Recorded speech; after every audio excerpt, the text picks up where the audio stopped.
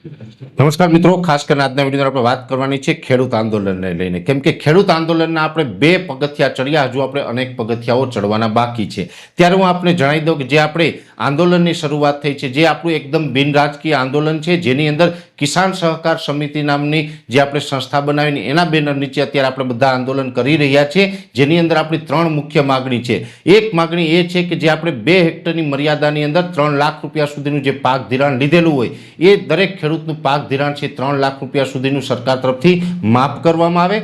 બીજી માગણી છે કે જે અત્યારે ટેકાના ભાવે મગફળીની ખરીદી થઈ રહી છે, એમાં 125 મણની ખરીદી થઈ રહી છે, એની જગ્યાએ ગત વર્ષની જેમ 200 મણ પૂરેપૂરી મગફળી ખરીદવામાં આવે।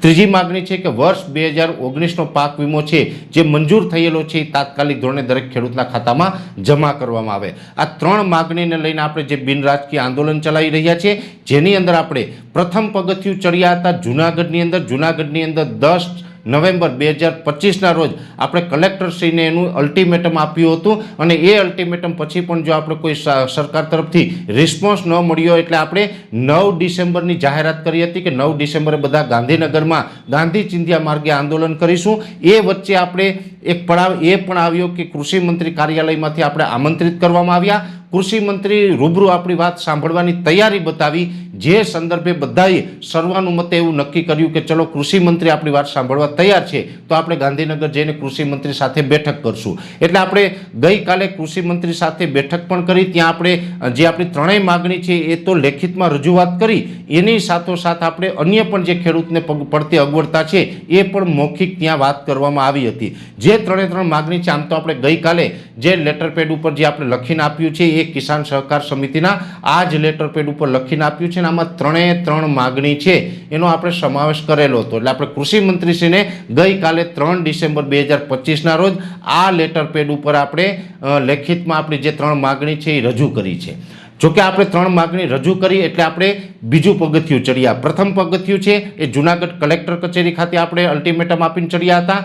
બીજું પગથિયું છે એ ગઈકાલે ગાંધીનગરની અંદર કૃષિ મંત્રીને લેખિતમાં રજૂઆત કરીને બીજું પગથિયું ચડ્યા છે। હજુ પણ આપણે અનેક પગથિયા ચડવા પડશે। એનું કારણ છે કે હજુ કૃષિ મંત્રી તરફથી સરકાર તરફથી આપણે એવું કોઈ પ્રોમિસ કરવામાં નથી આવ્યું કે આ 3 માગણી છે અમે પૂરી કરી લેશું। જ્યાં સુધી આ 3 માગણી પૂર્ણ ન થાય ત્યાં સુધી આ આંદોલન ચાલવાનું છે।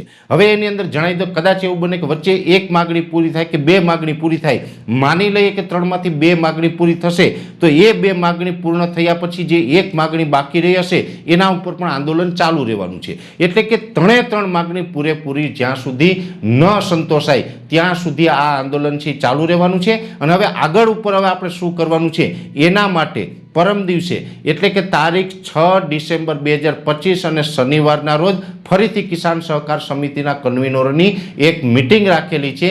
એ મિટિંગની અંદર તમામ કન્વીનરો હાજર રહેશે, અને પરમ દિવસે 6 તારીખ અને શનિવારે જે તમામ કન્વીનરો છે ડિઝાઇન નક્કી કરશે એ ડિઝાઇન મુજબ આપણે આગળ વધવાના છે। ગઈકાલે આપણે કૃષિ મંત્રીને જે લેખિતમાં આપ્યું છે એના માટે આપણે કેટલો સમય સુધીના જવાબની રાહ જોવી એની પણ ચર્ચા પરમ દિવસ કરવામાં આવશે કે કેટલો સમય સુધી આપણે રાહ જોવી, અને એટલી સમય મર્યાદામાં જો કદાચને આપણે આ 3 માગણી પૂર્ણ નથી થતી તો પછી આપણે કઈ તારીખથી ને કેવી રીતે ગાંધી ચિંધ્યા માર્ગે આપણે આંદોલનને આગળ વધારવું છે એ પણ આપણે પરમ દિવસે તમામ નક્કી કરવામાં આવશે। જે પણ પરમ દિવસે નક્કી થશે એ તમામ બાબત છે એ પાછું શનિવારના વિડીયોની અંદર તમામ ખેડૂત ભાઈઓને એની જાણ કરવામાં આવશે। પણ એટલું ચોક્કસ છે કે આ આંદોલન છે એ ગમે તેટલું લાંબુ ચાલે, આપણે ડગવાનું નથી, આપણે હિંમત હારવાનું નથી, અને આપણે બિલકુલ બિનરાજકીય રીતે અને ગાંધી ચિંધ્યા માર્ગે છે એ આંદોલનને આગળ લઈ જવાનું છે।